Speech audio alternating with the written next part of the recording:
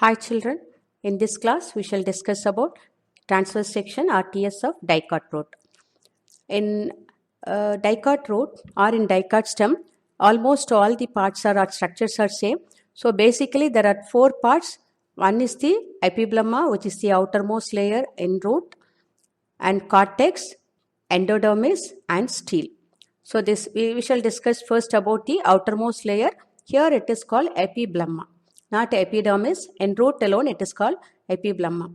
Apart from root, in stem, even in leaf, even other parts of plant, the outermost covering is usually called epidermis. But here it is called, in root, the outermost covering is called Epiblema. This Epiblema, it is also called as piliferous layer. This is marked as piliferous layer. So Epiblema is also called piliferous layer, also called rhizodermis. So this is a very simple structure of Epiblema. Apart from it, you can see some outgrowths on the outer surface of Epiblema. These are called root hairs. Root hairs are helpful in absorbing water and also mineral salts from the soil. And they are unicellular, made up of that is single cells. Unicellular layer. It is made up of unicellular layer. So this is about Epiblema. So the second component is the cortex. And cortex is a larger area. It is made up of number of loosely arranged cells. Okay, as they are loosely arranged, there are spaces in between. These parenchymatous cells are found. Intercellular spaces are found. And the third structure is the endodermis. And the fourth structure, inner to endodermis, is the pericycle.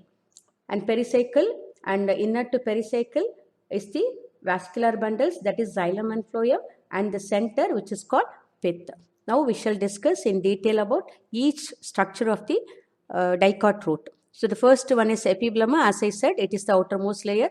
In roots alone, the outermost layer is called Epiblema. Please remember it.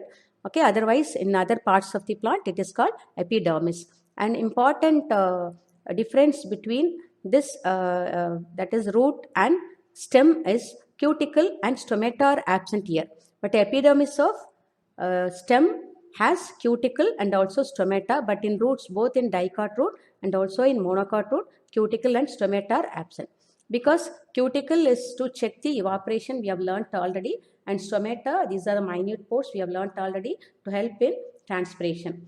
As these two function, the evaporation is will not happen in roots. So these two structures are absent because root is found below the soil or under the soil. There will be no evaporation. So as there is no function, cuticle and stomata are absent here. You should understand why cuticle and stomata are absent on the outermost layer, that is epiblema of roots. But in stem, we will discuss both cuticle and stomata will be present. And the second layer, which is called the second structure, cortex. It is multi-layered, as we discussed. It is a larger area also. It's a larger zone, and it is made up of thin-walled parenchymatous cells with intercellular spaces. And the main function of cortex is to store food and water. And the third structure, it is called endodermis. It is the innermost layer of the cortex, and the cells are barrel-shaped, closely packed, and show band-like thickenings on their radial and inner tangential walls called Casparian strips. It helps in the movement of water and dissolves salts from cortex into xylem. So this is about endodermis, and the fourth structure is stele. Stele, it includes, in all the cases, stele means it refers to pericycle, vascular bundle and pith. It includes all these structures called pericycle, vascular bundle and pith. So this is all about the internal structure. Is a very simple information. You can easily learn it also. Before you learn the information, please see that you draw this diagram twice, thrice or any number of times so that you become very familiar with the picture, so that it will be easy for you when you learn the information. So always please try to draw the diagram so that you can easily remember the points or the explanation. So I am repeating. TS of dicot root shows the following parts. Epiblema, which is the outermost layer. Here, remember, it is not epidermis, it is called epiblema, also called piliferous layer, and also another name, rhizodermis. And cortex, endodermis, and stele. So, piliferous layer or rhizodermis or epiblema all mean the same only. So, it is the outermost layer. Cuticle and stomata are absent. This is an important point you will have to remember. No cuticle, no stomata, both in dicot root and monocot roots, they don't have cuticle and stomata. But remember, when we learn stem, we will discuss about the presence of cuticle and stomata. So, but here no cuticle, no stomata. This is an important point. Please remember it. So, second structure is cortex. It's a multi-layered large zone made of thin-walled parenchymatous cells with intercellular spaces. It stores food and water. And endodermis is the next structure. It is the innermost layer of the cortex. The cells are barrel-shaped, closely packed, and show band-like thickenings on their radial and inner tangential walls called Casparian strips. It helps in the movement of water and dissolves salts from cortex into xylem. So the fourth structure is called stele. Stele always includes the parts like pericycle, vascular bundle, and pith. Hope you have understood this. So we shall move on to the next one. Before that, this vascular bundle, here there are two terms you will learn. One is xylem is said to be exarch and tetrarch. Exarch means here protoxylem, that is the first formed xylem, it faces the outside. That is why it is called X. X means outside. That is the pericycle, and the metaxylem which forms later, the xylem which forms later on, that is called metaxylem, that faces the pith or the center. Why it is called tetrarch means? Tetra means 4. So vascular bundles, I am going back to the picture. You can see 1, 2, 3, 4. 4 xylem and 4 vascular. 4 phloem. So 4 vascular bundles. The number of vascular bundles is 4. So it is called tetrarch. The tissue present between xylem and phloem, as you have seen in the picture, there are some tissues present which is called conjunctive tissue. In Dicot root, it is made up of parenchyma. So here the conjunctive tissue, here also like cortex, it is made up of parenchyma. And last one is pith. Pith refers to the center part of the this root, Dicot root. Here no pith. It is occupied by xylem, metaxylem. As I said, these are the bigger xylem. The first form xylem, which will be smaller in size. So no pith is present in Dicot root. That is an older Dicot root. But when the root is younger, pith will be present. But slowly when it grows up, the pith will be replaced. So this is about Dicot root. So we shall move on to the next one. This is Monocot root. So very easy to understand, as you have learnt already about Dicot root, section of the Dicot root.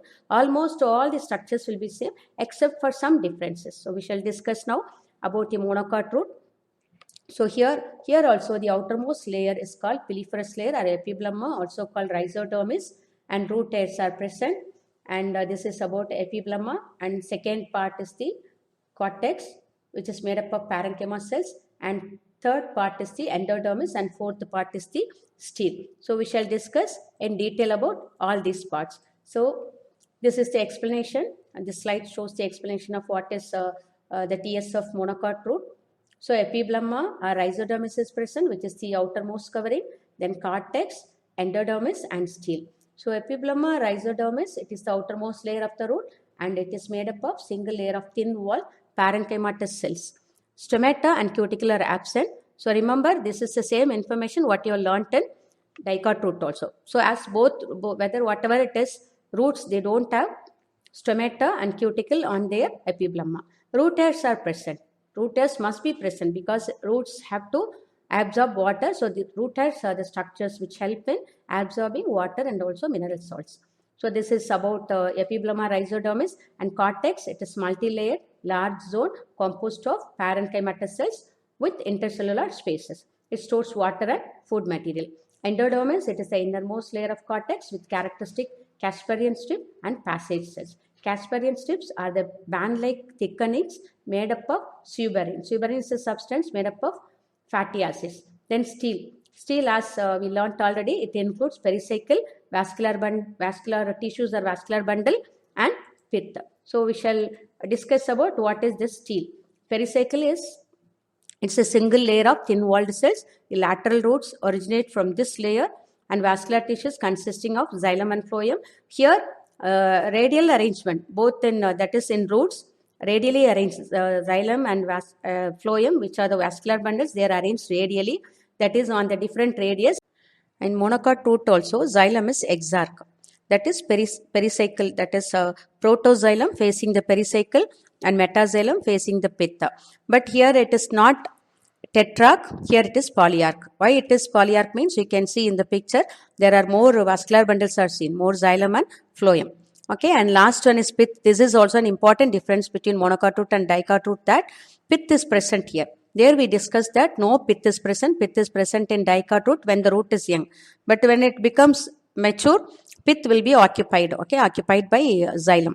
So no pith is present in root, that is dicot root, but pith is present in monocot root. And also it contains abundant amount of starch grains. So it stores food. So this is all about dicot root and monocot root. Thank you.